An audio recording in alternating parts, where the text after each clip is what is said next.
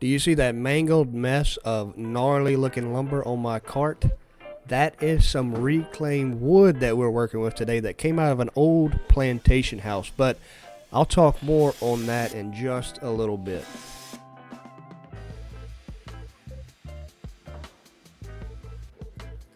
That's actually some wider growth rings than what I'm used to with some of this old reclaimed wood. Typically you see a tighter pattern. This is what I was talking about. This is surprising that this came out of a house that old, because this is typically what you get.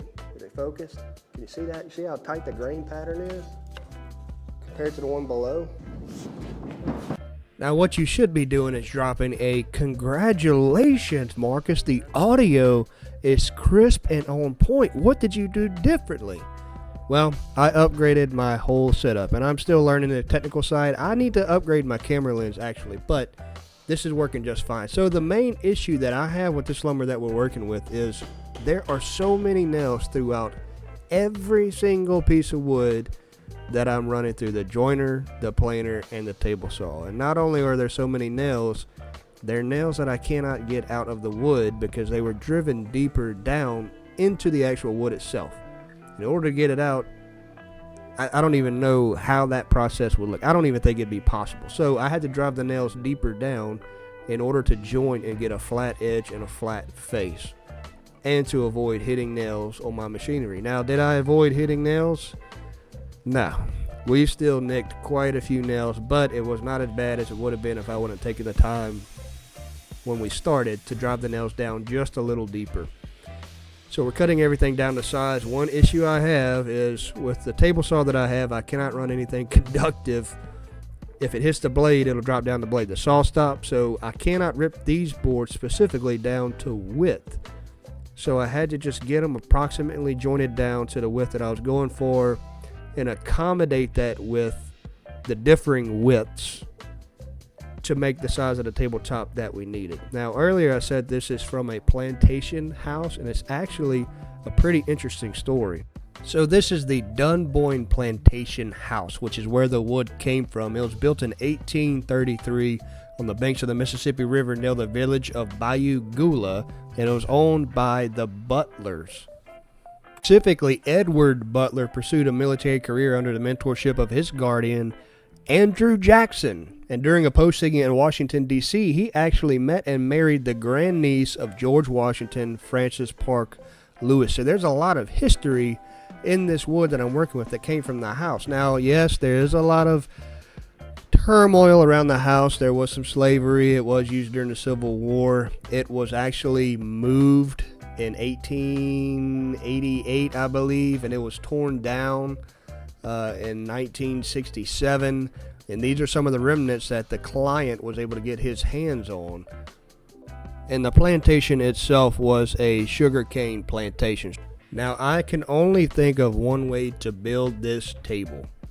The client wanted an outside border with a thicker material and an inside panel with some of the shiplap that it gave me.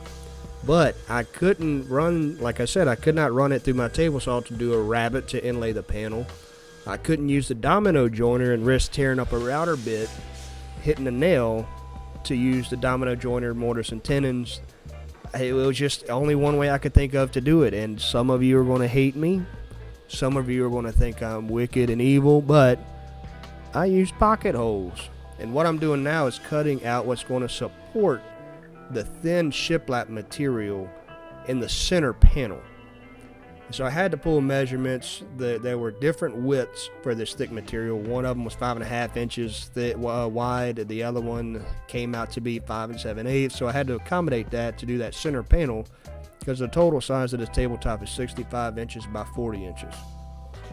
I did manage to use the domino joiner for something, and that is for what's going to support that interior panel of the tabletop.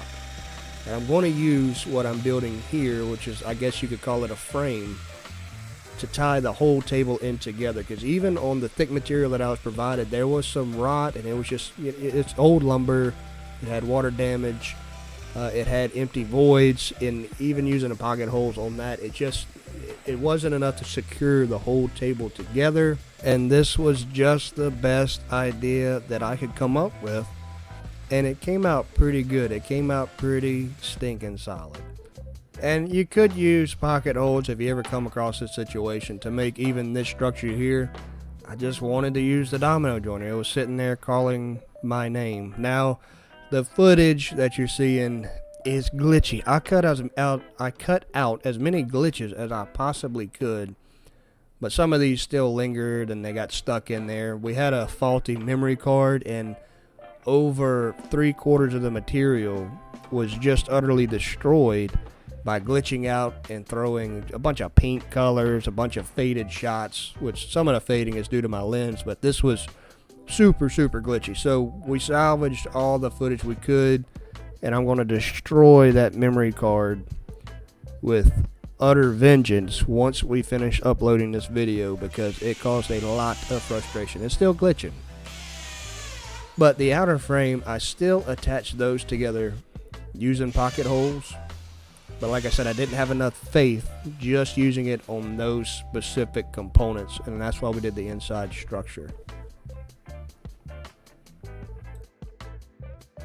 So in doing some research for this video, just kind of looking to see where the wood came from, because I do like, looking back and seeing if there are any stories involved around some of this reclaimed lumber that people send to me wanting stuff built out of it. And this one seems like it might actually be pretty interesting. There's an actual book. You can find it on Amazon. It's the cover of the book I posted earlier. I haven't read it myself, but it looks like it could be pretty entertaining. There's a lot of drama that happened in this house. The guy, Edward G.W., actually voted in favor of seceding from the Union. He voted for Louisiana to secede from the Union because he was very pro-slavery. He owned a lot of slaves. That's just the way it was back then. And it was used in the Civil War. The guy knew a lot of historical characters. It's a lot of drama from what I'm seeing from some of these articles that I'm reading that actually happened in and around that plantation. So it just makes you curious, looking at some of these old houses, what actually happened inside of those walls. And so this is shiplap that was actually on the exterior of the house. And what I did is I cut out the overlap. I'm jointing one edge, and I'm going to rip that down to width. I didn't keep it as shiplap material because I wanted to get a good face-to-face glue joint for this middle panel. Now this material was 3/4 inches thick, but by the time I got down to milling everything down and getting it flattened, we came down to right at 5/8, so I didn't take off much. We left some paint on the bottom side and used the cleanest side as the tabletop. We were going to keep some paint on the top, but when I sent pictures to the client, neither one of us really liked the paint that was left over, which you'll see very shortly. But this is all pine. It's all reclaimed pine. We thought it was cypress, but by the end product, and you can see it there, it's clearly pine, but it's still a beautiful old growth lumber. There's no telling how old this wood actually is. And I will say, adding casters to those work tables have been an absolute game changer in my shop. I did it during the little time that I wasn't posting content. We were actually filming content, and it just took a little longer to get the content put together, while operating a business. But the casters that I added to these work tables are phenomenal. Now, the casters you find at the big box store, they are like, for these lift-up casters, they're around $20, $25, maybe $30 a piece. And I found a set of 4 with a higher capacity, 600-pound capacity, on Amazon for $20, $25. And I'll link those in the description. I was hesitant to do it at first because, like I said, the casters at the local big box stores are so freaking expensive that it's prohibitive. But I was able to find this set, and I've been impressed with it. I have a pretty heavy table to start with, and I've had these tables loaded down with lumber these past couple of weeks on these casters, and they've done a phenomenal job. There'll be a link below if you're interested. If not, just keep watching the video. No pressure whatsoever. So I'm using, of course, my double drum sander. Love this thing, but if I didn't have this, I would just use a hand sander, flatten it down. This just helps to get it dead flat, and You know, it's a tool I have for my business. I'm going to use it. And you see how gorgeous that wood was? So this is actually a little heartbreaking. This was during the middle of the weekend. All the lumber suppliers were closed. And when I started ripping down the wood for the frame, the only wood I had that I could use was ash hardwood. And man, it was such pretty wood. I hated to use it for the support because it's not going to be seen. This was super clear, super clean lumber, and I had to use it for that support frame because that's just what I had on hand. And ripping this down the sides, you can see that these half laps are pretty, not half laps, these ship laps are pretty split. They're pretty deteriorated, but we still got a good solid panel. I'm not too worried about wood movement for this, so we got the inside panel friction fit in there pretty stinking tight, and you'll see that in a minute.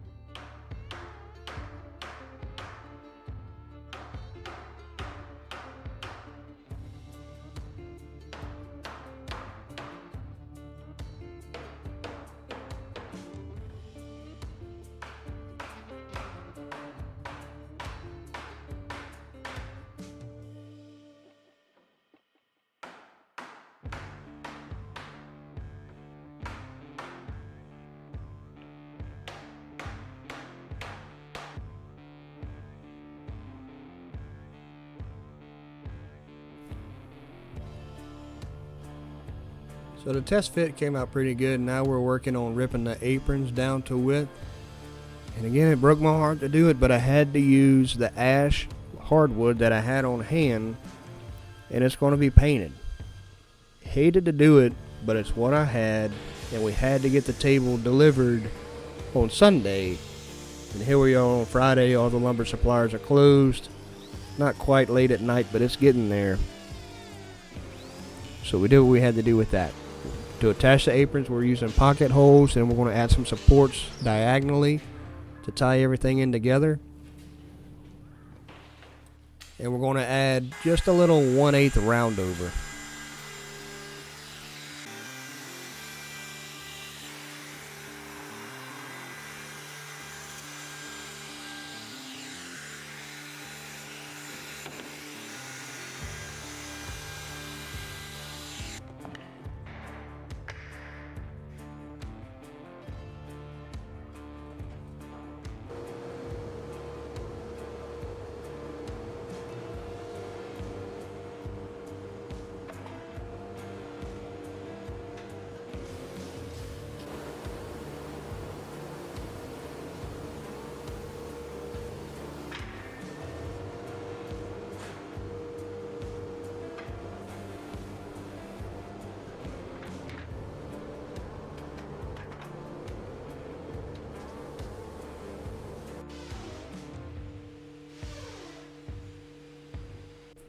Here you can kind of see my theory or my plan with the support structure, how that's going to tie into basically everything. We're going to glue the interior panel to that support, and we're going to use pocket holes to tie in all of the outside boards, the 2x6s, to the table itself. And those are, like I said, those are already screwed together, and it's holding pretty well, but I just wanted extra security. You know, pocket holes is not the best thing to use for tables, but for this, it really was the only option that I could figure out without tearing up my tools.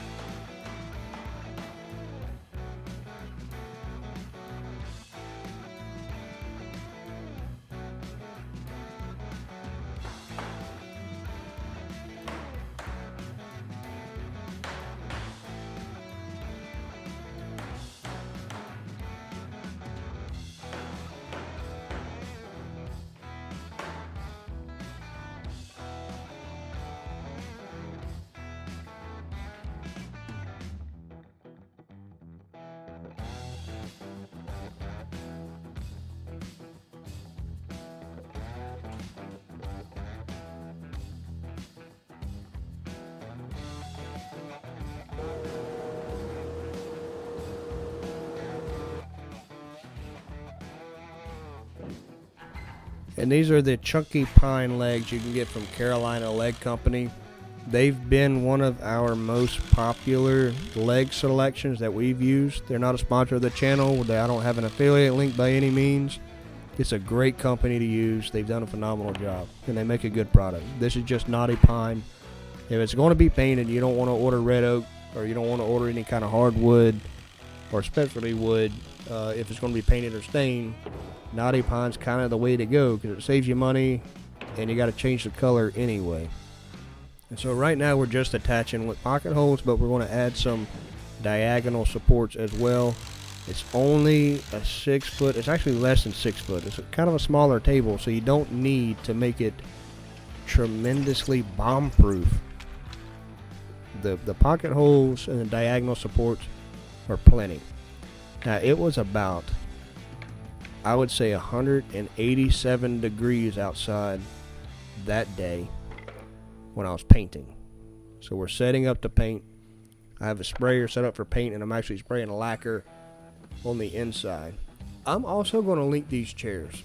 So I get these chairs off of Amazon, and with my business I also have an account set up with a company called Whitewood. And you have to be a business, you have to have an account set up with them in order to do business with them. Well, I got all that set up, and I had to call customer service one day, and I found out that it's the exact same company that sells those chairs on Amazon. Is the same company that I had to set an account up with, and they've been pretty difficult to deal with.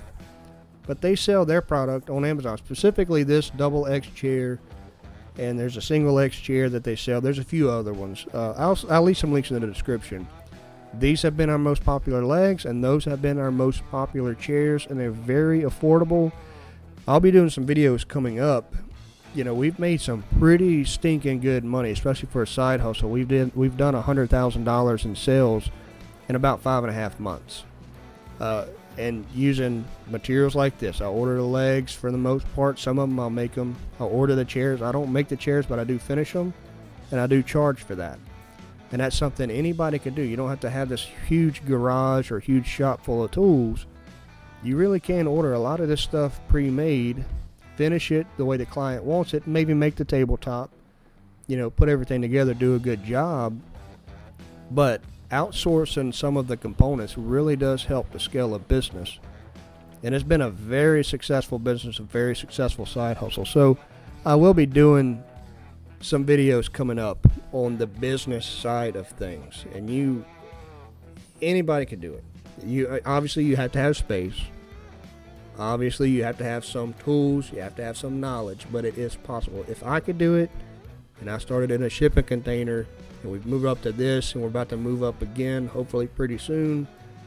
If I could do it, anybody could do it. I promise you that.